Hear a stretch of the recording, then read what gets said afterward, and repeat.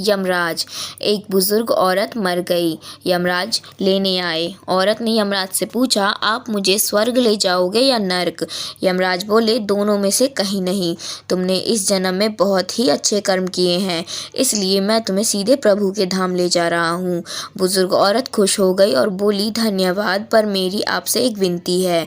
मैंने यहाँ धरती पर सबसे स्वर्ग और नर्क के बारे में बहुत सुना है, इसलिए मैं एक बार दोनों जगहों को देखना चाहती हूँ। यमराज बोले, तुम्हारे कर्म अच्छे हैं, इसलिए मैं तुम्हारी यह इच्छा पूरी करता हूँ। चलो हम स्वर्ग और नर्क के रास्ते से होते हुए प्रभु के धाम चलेंगे। दोनों चल पड़े। सबसे पहले नर्क आया। नर्क में बुजुर्ग औरत ने जोर जोर से लोगों के रोने की आवाज़ सुनी। वहाँ नर्क में सभी लोग दुबले पतले और बीमार दिखाई दे रहे थे। औरत ने एक आदमी से पूछा, यहाँ आप सब लोगों की ऐसी हालत क्यों है? आदमी बोला, तो और कैसी हालत होगी? मरने के बाद जब से यहाँ आए हैं हमने एक दिन भी खाना नहीं खाया। भूख से हमारी आत्माएं तड़प रही हैं। बुजुर्ग औरत की नज़र एक विशाल पतीले पर पड़ी, जो कि लोगों के कद से करीब 100 फीट ऊंचा होगा। उस पतीले के ऊपर एक विशाल चम्मच लटका हुआ था।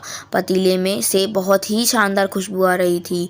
बुजुर्ग औरत ने उस आदमी से पूछा, इस पतीले में क्या है? आदमी मायूस होकर बोला, ये पतीला बहुत ही स्वादिष्ट खीर से हर समय भरा रहता है। बुजुर्ग औरत ने हैरानी से पूछा, इसमें खीर है तो आप लोग पेट भर के खीर खाते क्यों नहीं? भूख से क्यों तड़प रहे हैं? आदमी रो रो कर बोलने लगा, कैसे खाएं? ये पतीला 100 फीट ऊंचा है, हम में से कोई भी उस पतीले तक नहीं पहुंच पाता। यह सुन बुजुर्ग औरत को उस पर तरस आ गया। सोचने लगी, बेचारे खीर का पतीला होते हुए भी भूख से बेहाल हैं। शायद ईश्वर ने यही दंड दिया होगा। अब यमराज बुजुर्ग औरत से बोले, चलो हमें देर हो रही है। दोनों चल पड़े। कुछ दूर चलने पर स्वर्ग आया। वहाँ पर बुजुर्ग औरत को सबके हंसने की, खिलखिलाने की आवाज़ सुनाई दी। सब लोग बहुत खुश दिखाई दे रहे थे। उनको खुश देखकर बुजुर्ग औरत भी बहुत खुश हो गई। पर वहाँ स्वर्ग में भी बुजुर्ग औरत की नज़र वैसे ही 100 फीट ऊंचे पतीले पर पड़ी जैसे नर्क में था।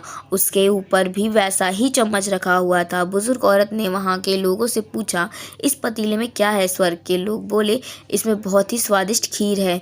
बुजुर्ग औरत हैरान हो गई और उसमें से बोली, पर यह पतीला तो 100 फीट ऊँचा है, आप लोग तो इस पतीले तक पहुंच ही नहीं पाते होंगे। उस हिसाब से तो आप लोगों को खाना मिलता ही नहीं होगा, आप लोग भूखे से बेहाल होंगे।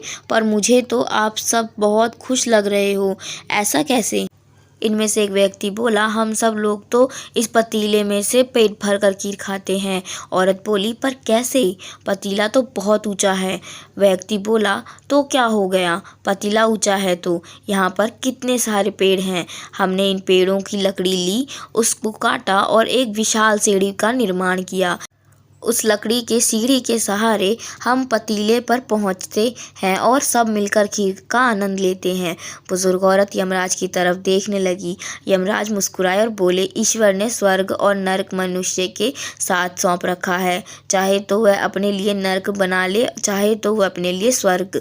ईश्वर ने सबको एक समान हालातों में डाला है, इसके लिए उसके सभी बच्चों का समान है। वह किसी से भेदभाव नहीं करता।